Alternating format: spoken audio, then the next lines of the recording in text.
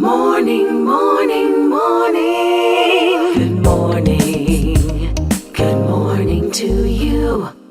Now, our ambassador, David Comissiong, is attending the meeting of the CARICOM Council of Foreign and Community Relations, a meeting of our foreign ministers and the UK or CARICOM Forum that's happening in Jamaica. And he joins us now live from there to tell us more about what the general feeling is there and what they're hoping to accomplish this time around. Good morning to you, Ambassador. Good morning, Tisha. Low budget. Low budget is the name of the game. It's a pleasure to be talking to you from the Pegasus Hotel here in Jamaica. I arrived last night. Yesterday. All last week I was in Guatemala. Many Barbadians may not be aware, but in addition to being ambassador to CARICOM, I'm also Barbados's ambassador to the Association of Caribbean States. So I spent the last week in Guatemala at a series of meetings that the Association of Caribbean States held. I got back to Barbados Saturday night, spent Mother's Day in Barbados, and then headed to Jamaica. So we are here for the whole week. When I say we, Minister of Foreign Affairs Kerry Simmons, Permanent Secretary in the Ministry of Foreign Affairs Joyanne Skinner, myself, and a couple Foreign Service officers. We are here for the whole week to attend the COFCOR, the Council for Foreign and Community Relations. That's basically the foreign ministers of CARICOM. That's a 2-day meeting. And then on Thursday, we have the 11th UK Caribbean Forum.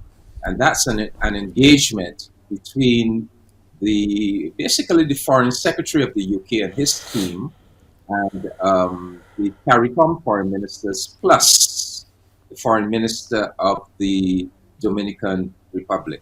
So we have a very, very packed agenda for this week, and I thought it would be important just to give the Barbadian people a little insight into what COFCOR does and what COFCOR will be trying to accomplish over the next 2 days.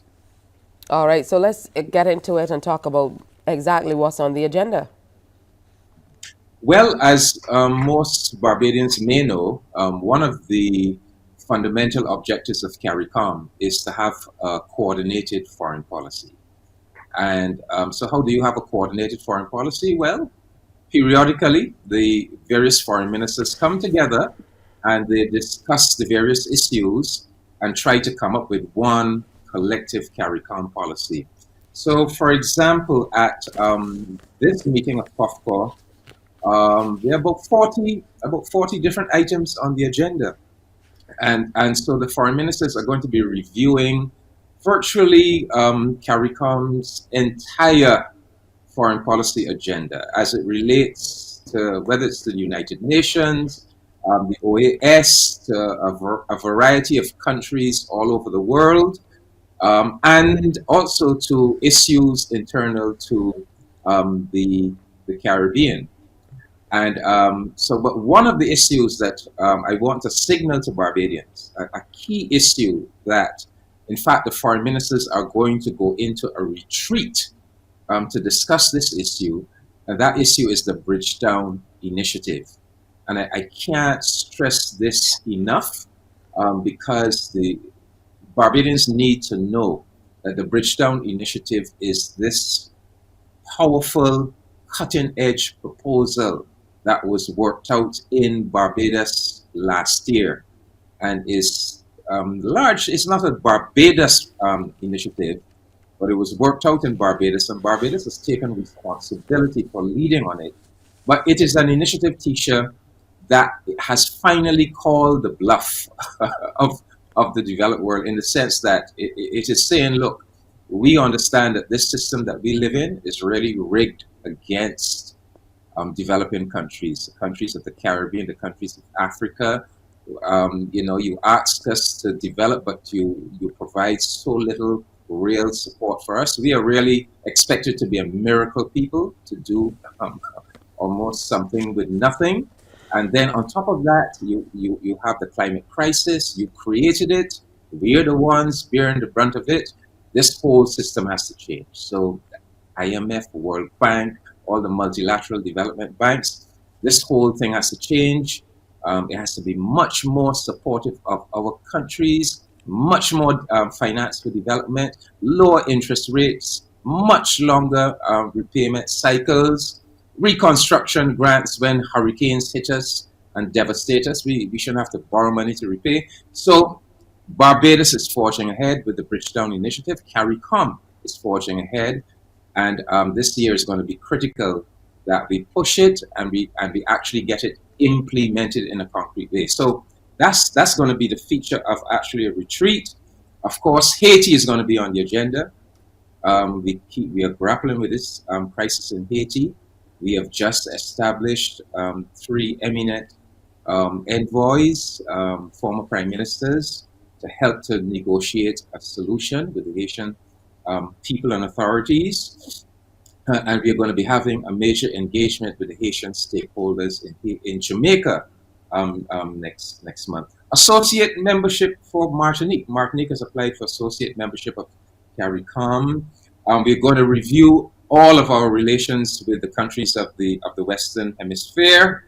We're going to review our relations with India, Europe, Korea, Mexico, Canada, Cuba, Dominican Republic.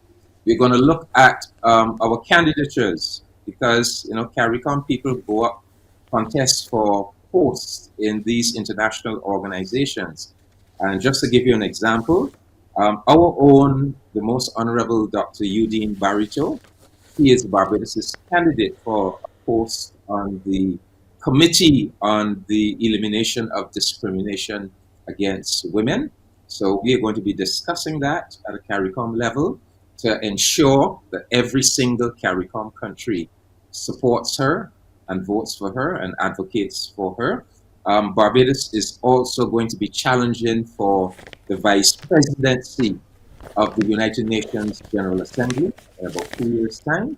We want all CARICOM countries to support us. Guyana, for example, is challenging for a seat on the United Nations Security Council. So that gives you an idea, Tisha. That is just one small portion of the agenda. That's just the portion dealing with our Bridgetown Initiative and our own CARICOM affairs. But we are looking at Africa. We are looking at our relations with the UN, the OAS, the United States, and I can go on and on. But I'll pause here and let you come back in. Yeah, there certainly is a lot for us to look at. You listed a whole lot of things, but one of the main questions I have is about this Bridgetown Initiative.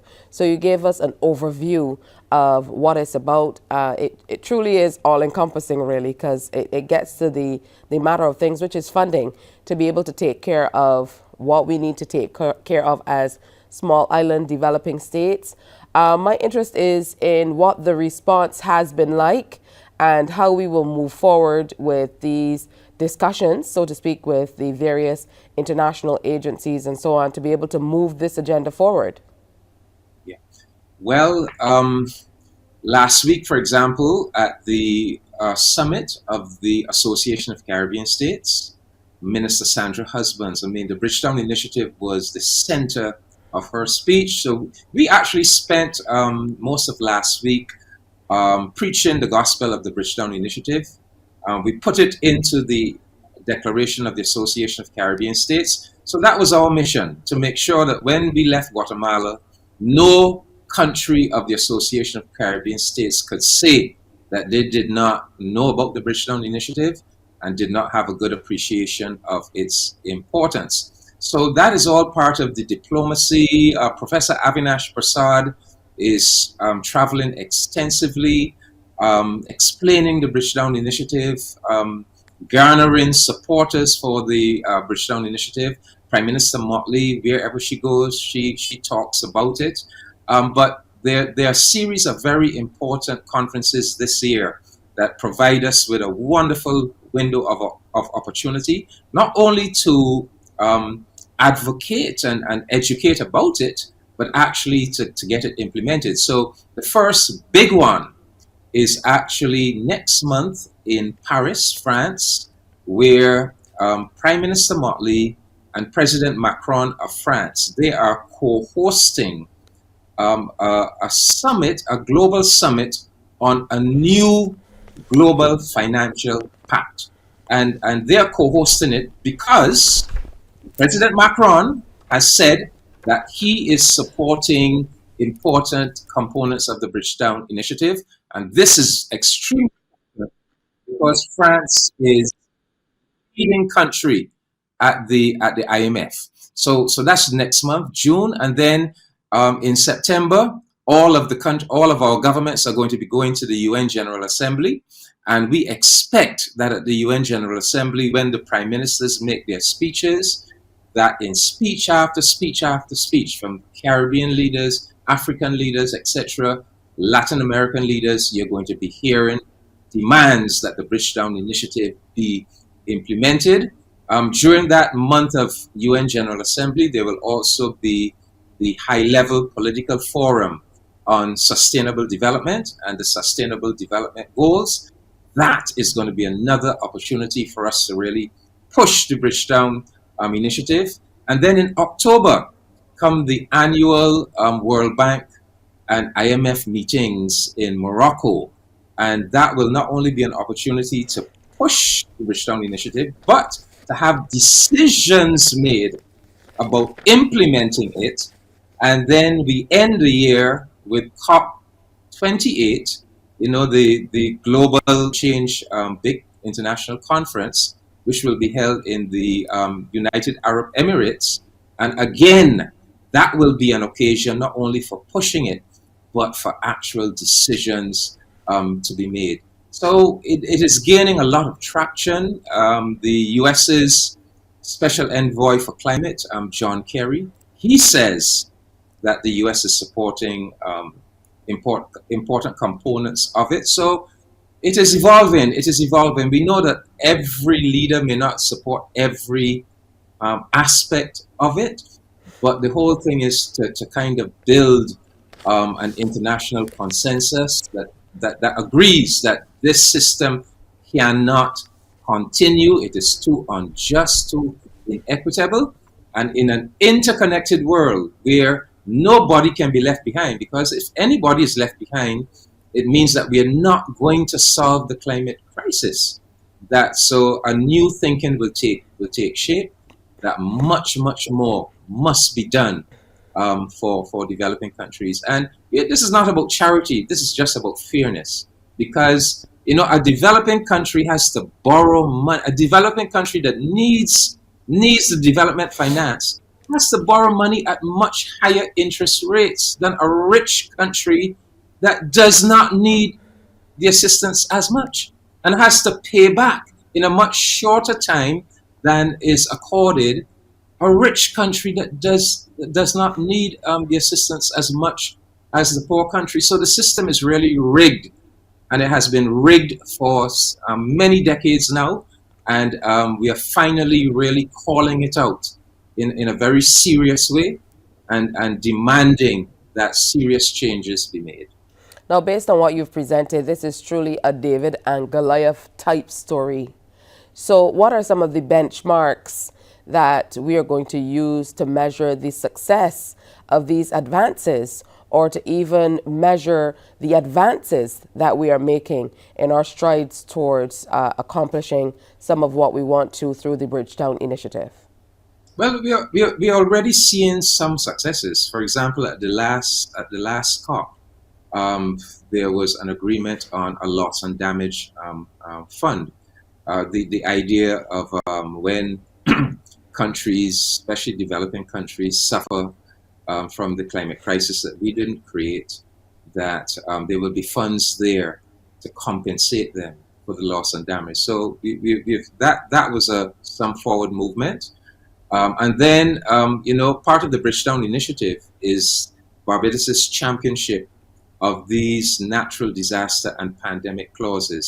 So, when you're borrowing and you issue these bonds, the whole idea is, and that Barbados has done it, you put into the bonds that you give to your creditors clauses that say if our country is hit by a natural disaster or a pandemic of a certain magnitude, uh, and we are devastated, that all that our debt payments on these bonds will cease. They will be suspended for a period of 2 years, so that we don't have to be paying out money to creditors. Instead, whatever money we have, we can use that money on rebuilding our country.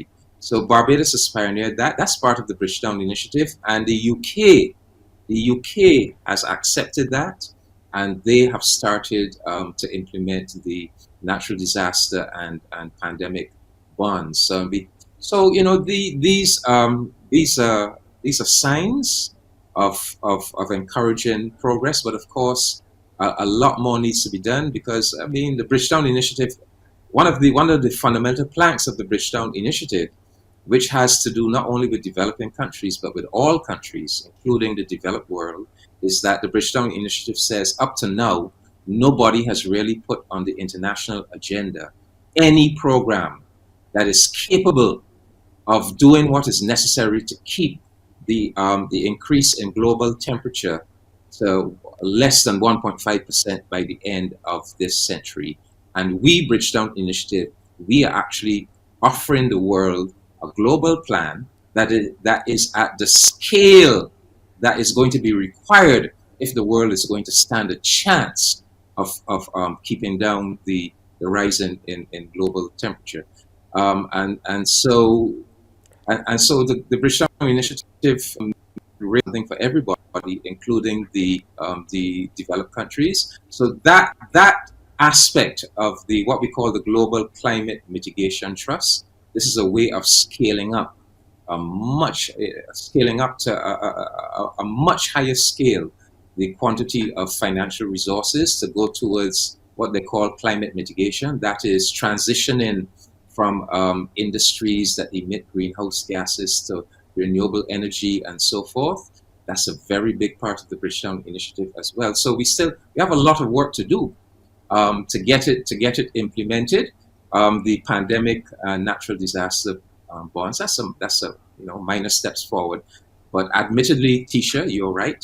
There's still a lot. There are big things still to be accomplished. There's still a lot of work to do. But we are hopeful that with the various important conferences that give us, a bite at the cherry going right through the year, that by the end of this year, by the time we come to COP28 in December, that we will have made very significant progress. But All that's right, thank just you so much. one item on this agenda of the COFCO. And so there are many, as I said, there are probably something like 40 separate issues that we're going to be dealing with. And then there's the UK. This is where CARICOM, we engage with the UK on a whole series of issues, including reparations. We're going to discuss reparations with the UK Minister of Foreign Affairs and his team. But we look at trade, we look at the Windrush issue, we look at cooperation on both sides, disaster, climate, the whole gamut of issues that pertain to the relationship between the Caribbean and the United Kingdom. So it'll be a very packed week, and hopefully next week I'll be in a position to maybe report on some of the achievements of this week and some of the achievements at the Association of Caribbean States in Guatemala last week.